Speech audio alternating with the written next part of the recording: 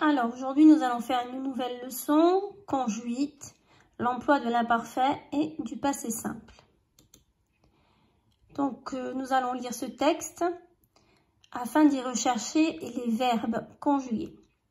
Les maigres doigts du joueur se promenaient sur la flûte comme de grandes pattes d'araignée et il en tirait des sons étranges, incohérents, si aigres que c'était à grincer des dents, si triste qu'on en avait le cœur serré. Alors ici, comme verbe, nous avons se promenait, tirait,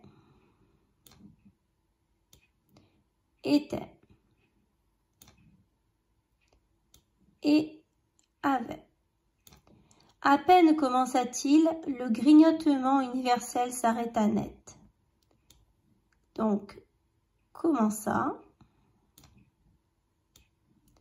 s'arrêta. On vit surgir de partout, le long des huches et des bahuts, de petits yeux inquiets, de longues moustaches. Donc ici, nous avons vie. Puis, comme la mélodie devenait de plus en plus rapide et aiguë, les rats abandonnèrent leur retraite et se précipitant les uns par-dessus les autres à travers les chambres et les escaliers, se répandirent dans les rues comme un torrent et vinrent entourer le joueur d'un immense cercle tout grouillant. Donc ici, nous avons devenait, abandonnèrent,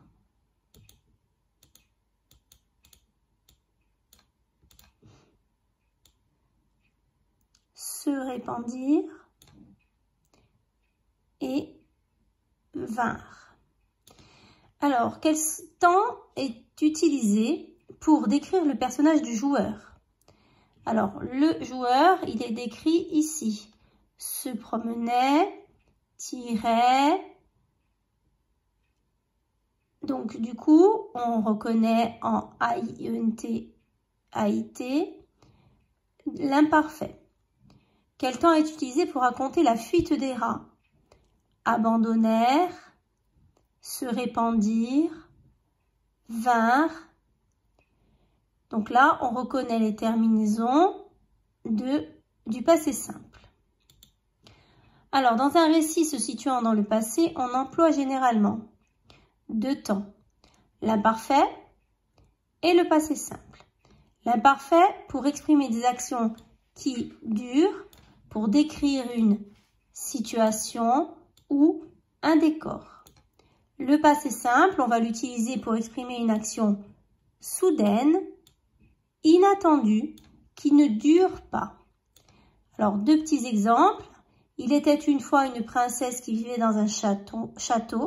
Ce sont des actions qui durent. Un jour, elle entendit, action soudaine, inattendue. Voilà.